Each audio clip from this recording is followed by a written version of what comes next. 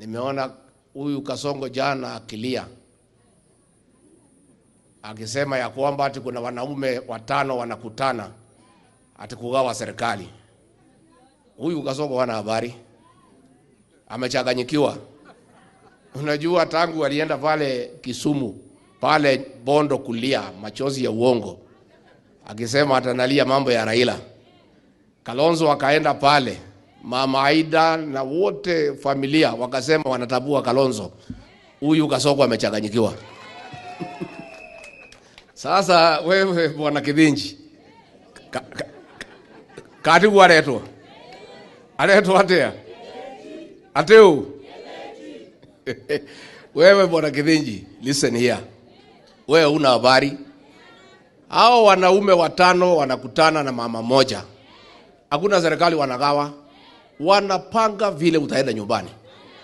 Hiyo ndio kazi iko mbele. Na hakuna mtu anagawa serikali. Tumeambiwa na watu ya Kenya, kazi yetu ya kwanza ni kupeleka Kasongo nyumbani. Mambo ya serikali tutaongea baadaye. Hiyo ni propaganda ile umezoea kwa magazeti, ile unalipa ati kuna watu wanakutana kugawa serikali. Wakenya wametuambia tushikane kwa sababu umeharibu Kenya kila kitu.